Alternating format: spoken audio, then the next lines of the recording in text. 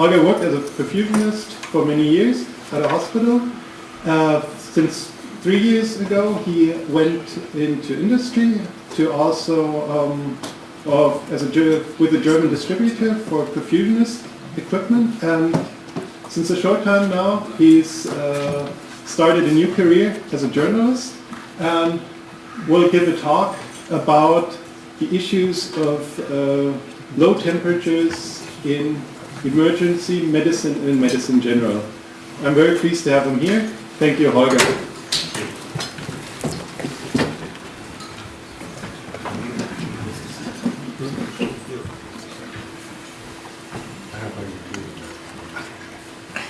Hello, good morning, ladies and gentlemen. Thank you for the nice introduction.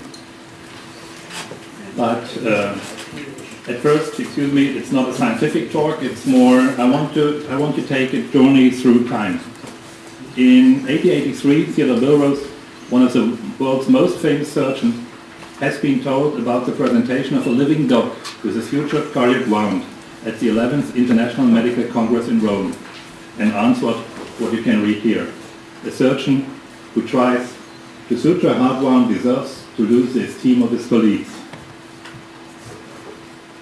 And only 3 years later, Stephen Paget, a coeval British authority in surgery, agreed with him and thus pointed out what most of his colleagues thought at the time.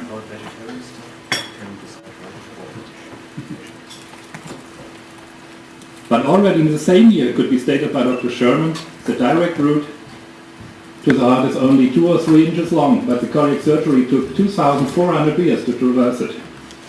What was happened? You get right. The first successful operation of the human heart was done in Frankfurt by Ludwig Rehm on September 9. So the ice was broken, a rapid development began, led to the Ice Age in cardiac surgery and rescue medicine, and finally led me to Goslar today.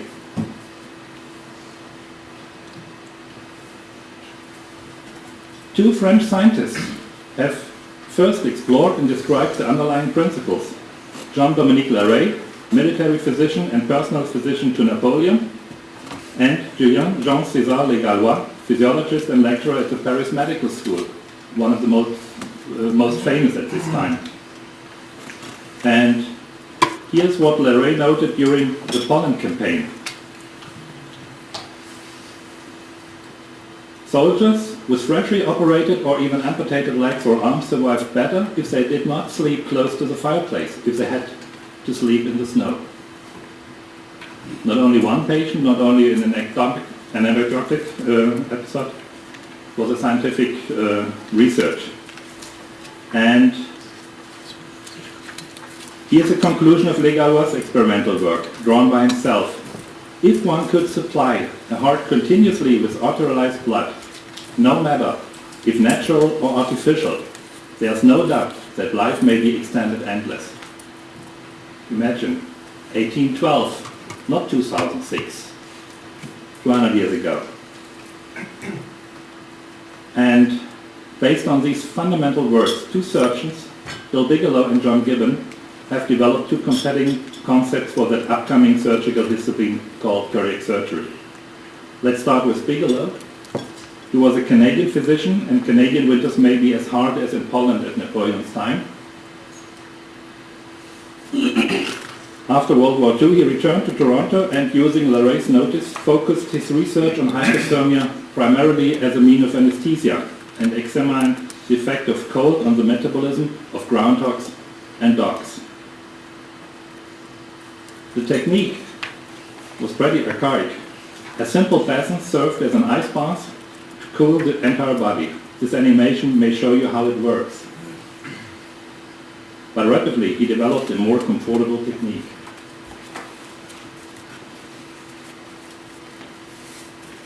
This picture is A, an catheter electrocardiograph, B, an electric stimulator, the first cardiac pacemaker. Was a side effect of his research. He developed the first cardiac pacemaker. C, a thermometer. D, it's the oxygen tank. E, there are cooling blankets that covers the dog. F, a blood pressure manometer. G, 1/2 of the diathermic rewarming cabinet. This one. And H, the refrigerating machine.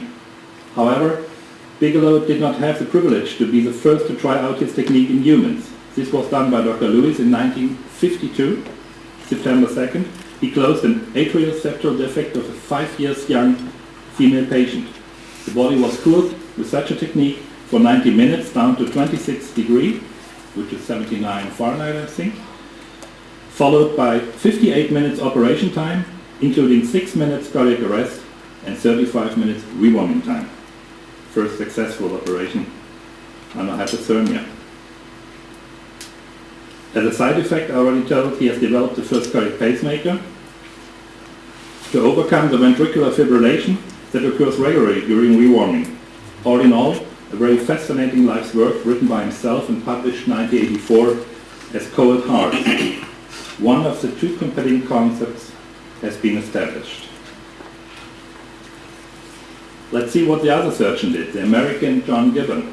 For 18 years, interrupted by World War II, assisted by his wife and by IBM, he developed the principles of the artificial circulation inspired by Legalois' prediction. 18 years to develop this machine. He used it 3 times, 1 time successful, and then he stored it, and other teams continued.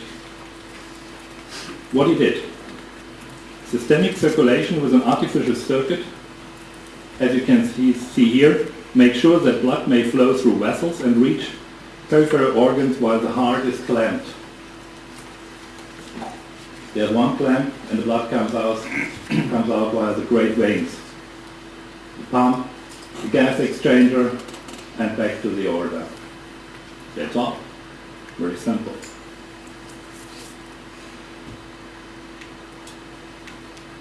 These are Mary and John Gibbon with the first well-working heart lung machine.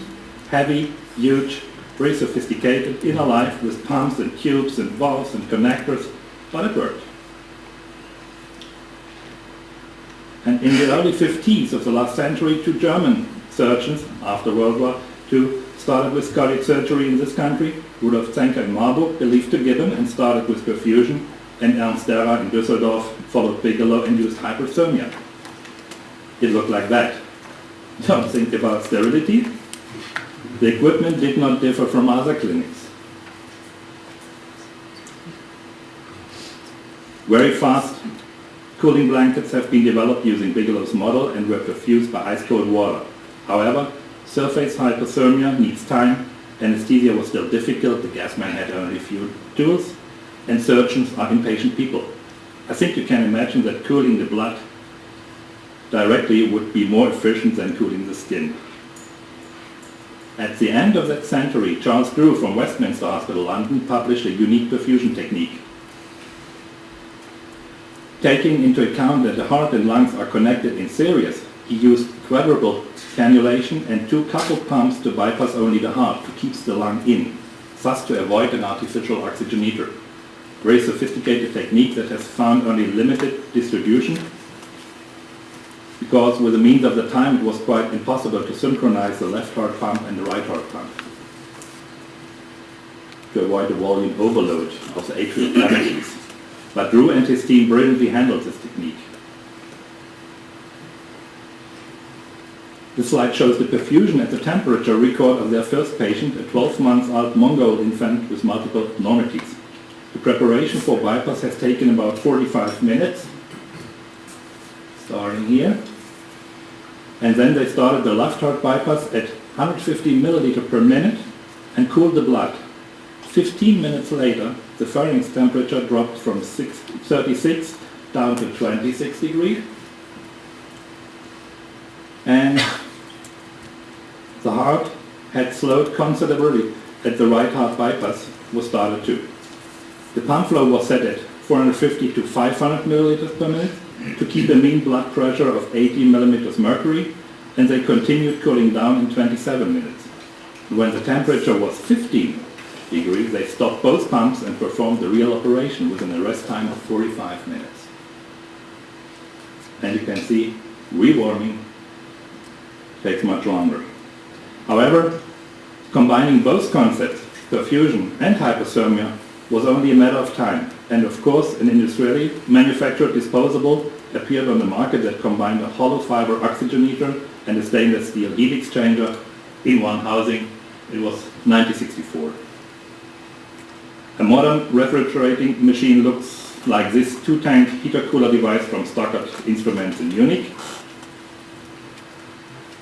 and may cool water in 3 minutes from 36 down to 18 degrees in about 3 minutes.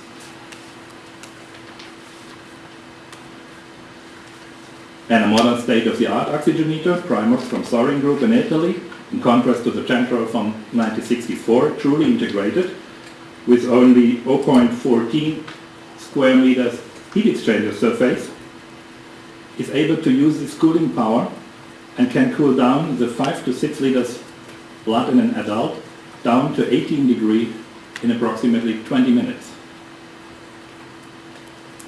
Depending on its own performance factor, calculated by good approximation as eta equals blood outflow temperature minus blood inflow temperature divided by water inflow temperature minus blood inflow temperature.